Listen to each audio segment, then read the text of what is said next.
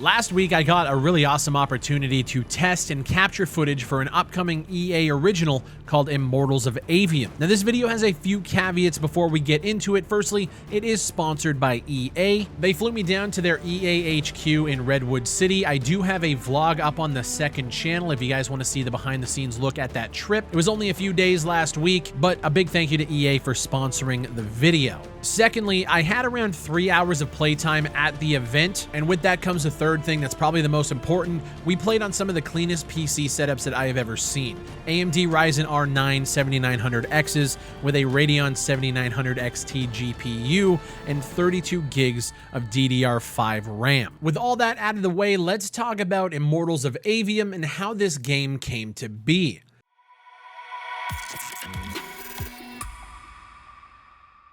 Ascendant Studios, founded in 2018 by former Electronic Arts and Sledgehammer Games creative director Brett Robbins. Now, you guys probably know him best for his roles of creative director of the Dead Space games, Modern Warfare 3, and my personal favorite, lead designer on the 2003 classic Lord of the Rings: Return of the King. Brett Robbins left Sledgehammer Games to create his own studio and this game, Immortals of Aveum, because he had this crazy idea of a first-person shooter, but he didn't want to tie it to military weapons like we had seen in his previous work. He wanted to do something different, but still stay within that first-person shooter landscape. Harnessing the power of Unreal Engine 5.1, Immortals of Aveum drops you into the middle of an original fantasy universe engulfed in magic, rife with conflict, and on the verge of oblivion. Now, I hadn't heard much about the game outside of a couple of trailers that released earlier this year, and being an EA original, this means that EA as a development powerhouse is completely hands-off. Another game under this umbrella that I enjoyed was A Way Out, which I thought this was going to be on that same level of quality. I was wrong.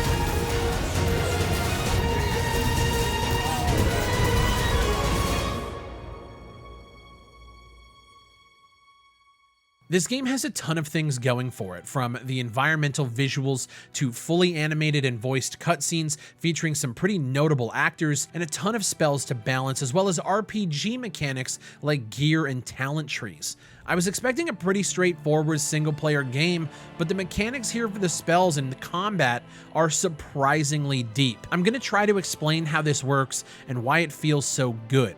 So you have your damage spells on your right hand that are split between 3 different color groups. Red basically being your shotguns and your close range attacks. You have blue being your sniper rifle and long range attacks, and green being your homing auto tracking abilities. You can buff these abilities by speccing into them in your talent tree, unlocking and finding new gear throughout the game like rings and bracers, and just playing throughout the game. On your left hand, you have a series of abilities that are meant to be more of a support in combat. So if you're on the blue spell, it's like a leash that either pulls enemies to you or you to them, kind of depending on their size. You have your green limpets that slow enemies down when you toss them onto them, as well as a shield that can block incoming projectiles.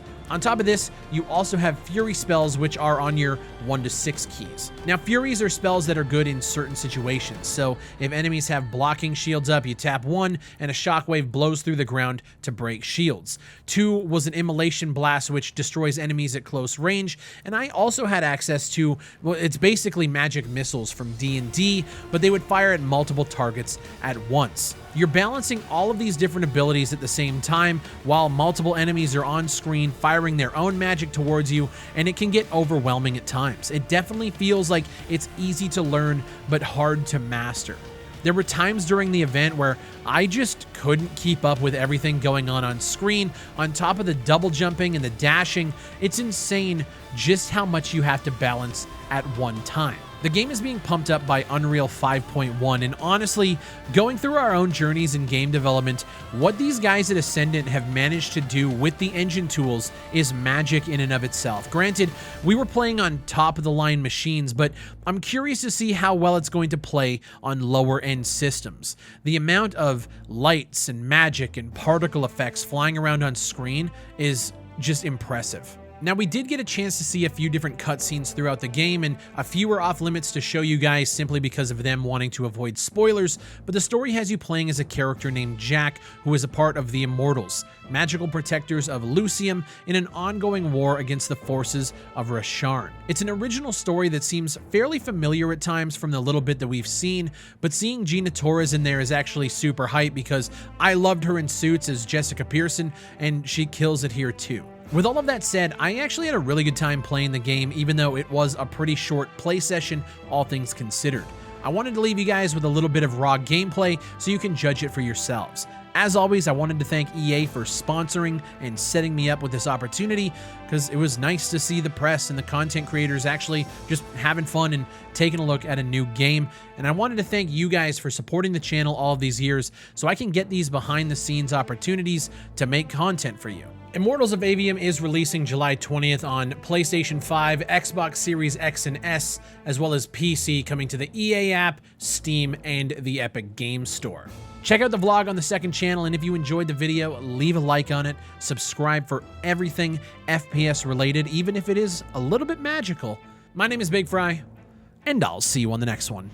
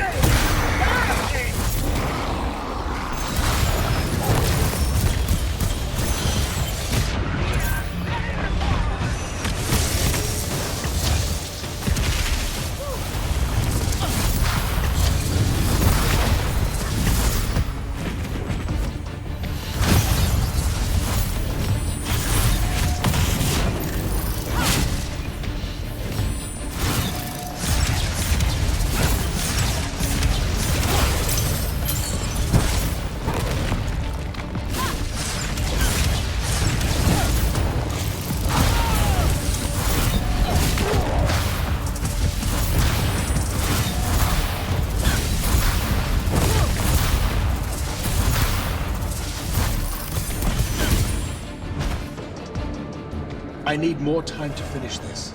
Let me give you a hand. Hey, stop!